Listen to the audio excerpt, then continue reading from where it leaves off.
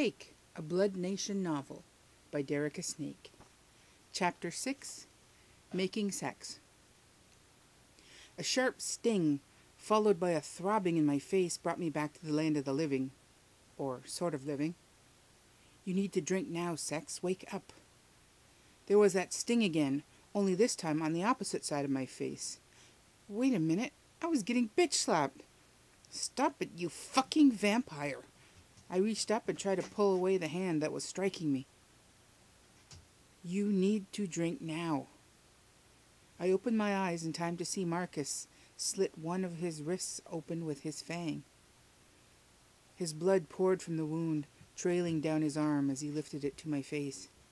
I could feel droplets falling onto my chest and running in rivulets down our thighs. I turned my head away tiredly, and he grabbed my hair, yanking my head back, setting his bleeding wrist upon my lips. What the hell was he doing? I clamped my mouth shut tight. I'm not doing that. His fingers let go of the grip they had in my hair, and my head slumped forward slightly. I couldn't have righted myself if I wanted to. For one crazy moment, I thought he was going to leave me alone, but then I found out where his free hand had gone, as he wrapped his fingers around my balls and twisted cruelly. My lips opened in a scream, and he jammed his bloody wrist into my mouth. A hot rush of blood flooded in, and I gagged and tried to pull away. Now that my mouth was open, he let my balls go and moved his hand back up to my face, where the bastard held my nose closed. I had no choice but to swallow. Once I had done so, he let go of my nose, but only until my mouth was filled with blood again. Swallow, or I will make you. I swallowed and gagged, but kept it down. One more, then we are done for now. I took his last offering, and then doubled over as a stomach-wrenching cramp took hold of me. Cold sweat broke out all over my body.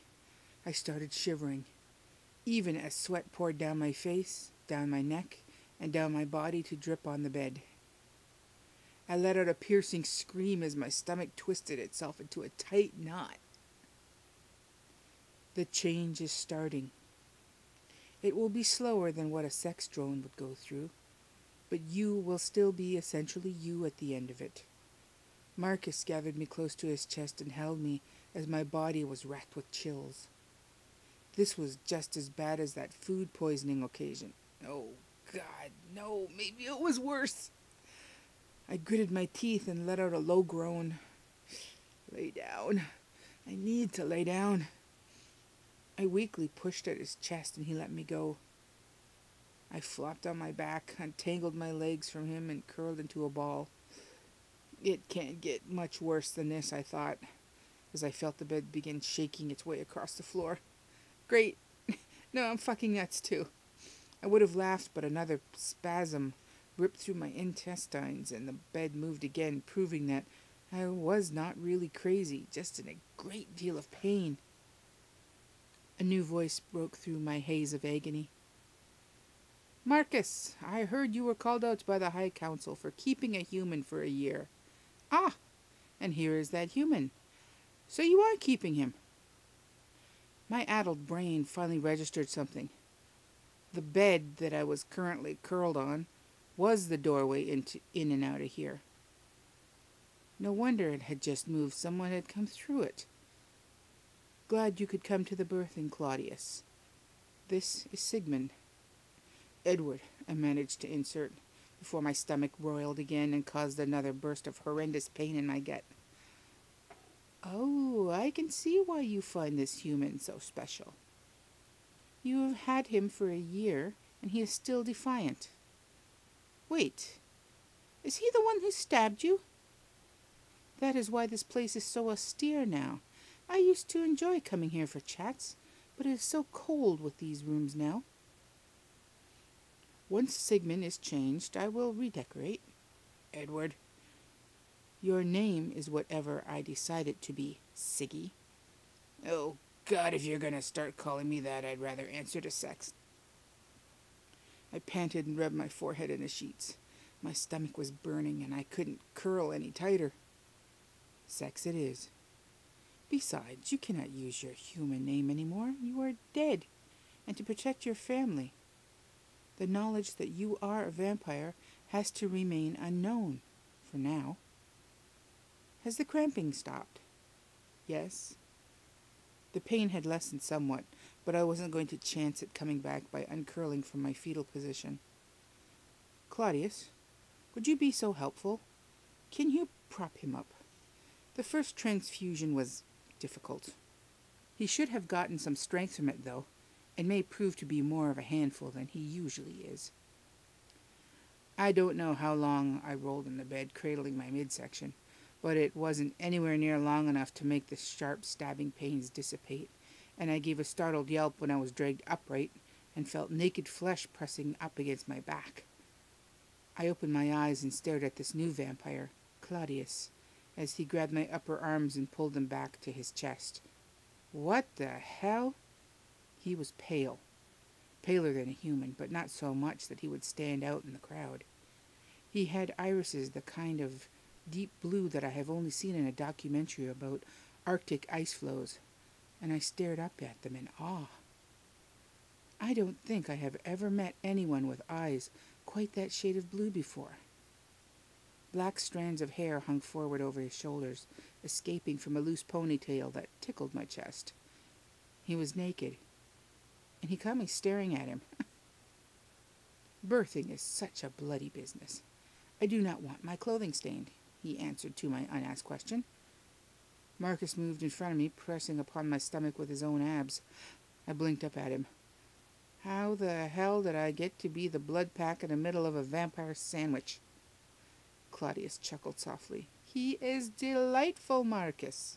Still, we will have to have some words about this. Marcus sat on my thighs, anchoring me down on the bed. He stared into my eyes with a question, but I had no clue what he wanted to hear from me, so I simply turned my head and presented my neck to him, which must have been the answer he was waiting for, because he tore into my throat again. It was just as horrible as the last time, the disabling feeling of having your life sucked out of you and not being able to do anything about it. He let go just before I blacked out, and I got one of my arms free from Claudius and punched Marcus in the head. He fell out of my line of sight, and I felt a sense of satisfaction. "Hold him!" Marcus yelled, righting himself. I did not think he would be so strong after just the first exchange. Claudius sounded amazed. Marcus took me by the jaw and squeezed, forcing my mouth open. He'd slit his wrist again and was pressing now against my lips.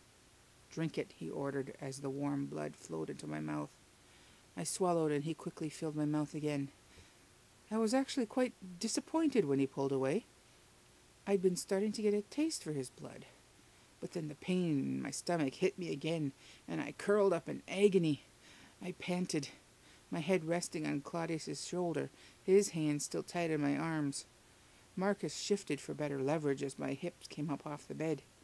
I let loose a scream that deafened my ears, and when I was done, Claudius laid me gently back on the bed and stroked my hair soothingly.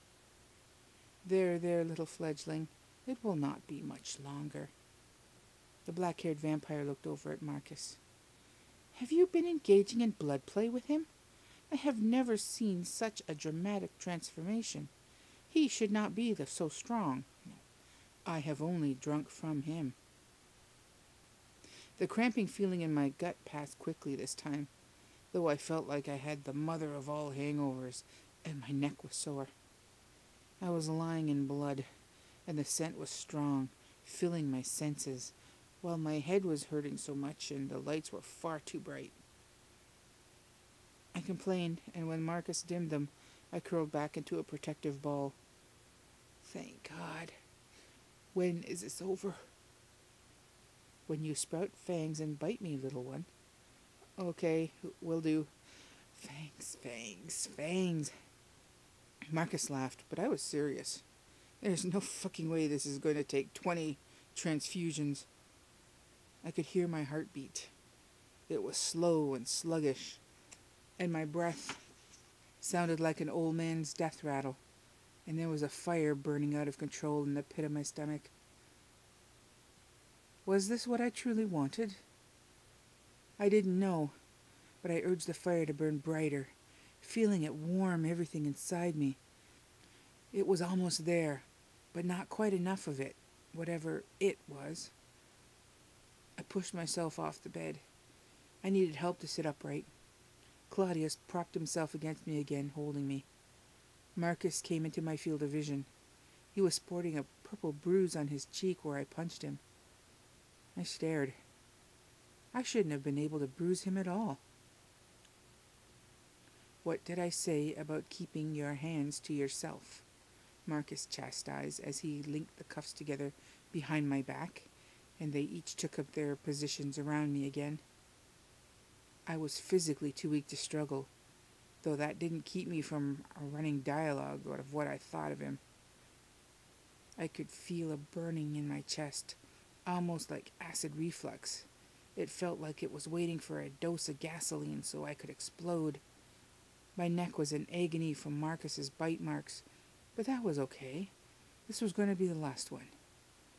I heard someone moaning. That was me. His teeth were in, and I could feel the suction as he drew deeply. Pulse suck. Pulse suck. My heartbeat was getting erratic. "Give it to me. I want to drink you."